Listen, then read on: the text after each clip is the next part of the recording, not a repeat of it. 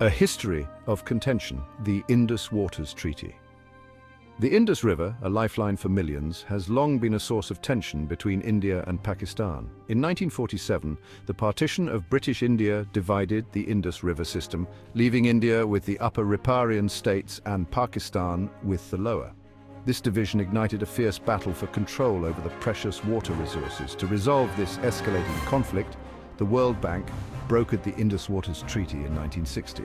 This landmark treaty allocated the three western rivers, Indus, Jhelum and Chenab, to Pakistan and the three eastern rivers, Ravi, Bais and Sutlej, to India. While the treaty aimed to ensure equitable water sharing, its implementation has been fraught with disputes and disagreements.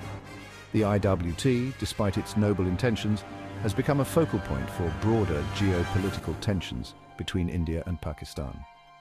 India has consistently raised concerns about Pakistan's utilization of its share of water and its alleged attempts to obstruct Indian projects on the western rivers. The World Bank's role arbiter or advocate. The World Bank, as a signatory and guarantor of the IWT, plays a crucial role in resolving disputes between India and Pakistan. The treaty grants the World Bank the authority to appoint neutral experts and establish courts of arbitration to address disagreements.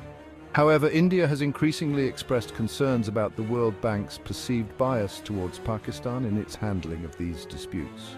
India argues that the World Bank has often sided with Pakistan's interpretation of the treaty, particularly in cases involving the construction of hydroelectric projects. This perceived bias, according to India, undermines the spirit of the treaty and erodes trust in the World Bank's neutrality. Pakistan, on the other hand, maintains that it is merely exercising its rights under the IWT and that India's concerns are unfounded. This difference in perception has created a stalemate, hindering the effective implementation of the treaty and fueling tensions between the two nations. The Kishan-Ganga and Ratla disputes, seeds of doubt. Two recent disputes, the Kishan-Ganga and Ratla hydroelectric projects, have further exacerbated India's concerns about the World Bank's neutrality. In both cases, Pakistan raised objections to India's construction of hydroelectric projects on the western rivers, claiming violations of the IWT. India, however, maintained that its projects were within the treaty's provisions and that Pakistan was attempting to stall its development efforts. The World Bank's handling of these disputes, particularly its decision to initiate parallel processes of neutral experts and a court of arbitration, drew sharp criticism from India. India argued that the initiation of parallel processes was a violation of the IWT's dispute resolution mechanism and amounted to double jeopardy. The World Bank's actions, according to India, eroded its credibility as a neutral arbiter and raised questions about its commitment to upholding the treaty's principles.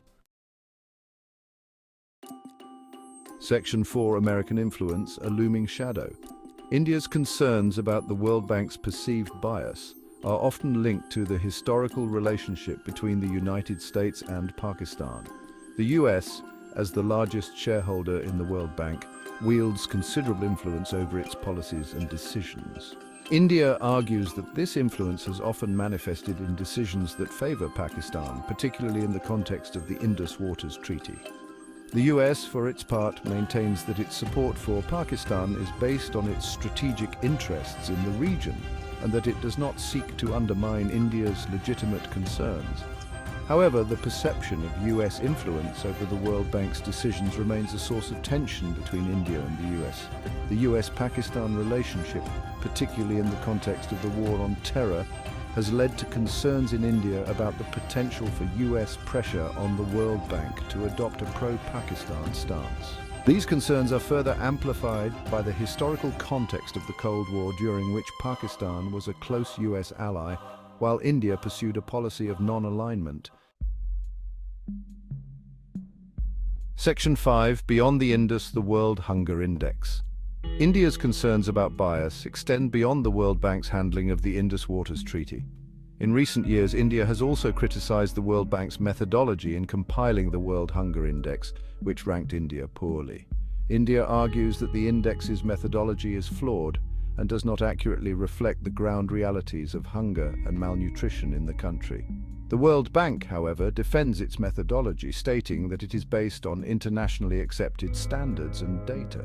India's criticisms of the World Hunger Index, while focused on a different issue, reflect a broader concern about the perceived lack of objectivity in international institutions. India's low ranking on the World Hunger Index has been a source of embarrassment for the Indian government, which has made significant strides in reducing poverty and improving food security. India argues that the index's methodology fails to account for the complexities of hunger and malnutrition in developing countries and relies on flawed data. To Section 6, India's response, self-reliance and strategic planning. Faced with these challenges, India has adopted a multi-pronged approach to address the perceived bias in international institutions. India has increasingly emphasized self-reliance, focusing on maximizing its own water resources and reducing its dependence on the Indus Waters Treaty. India has also accelerated the construction of hydroelectric projects on the western rivers, asserting its right to utilize its share of water within the framework of the treaty. Furthermore, India has engaged in strategic water management, constructing a network of dams and canals to enhance water storage and distribution. India's focus on self-reliance extends to its foreign policy as it seeks to strengthen ties with other developing countries and advocate for reforms in international institutions. India's growing economic and geopolitical clout provides it with leverage to push for a more equitable global order.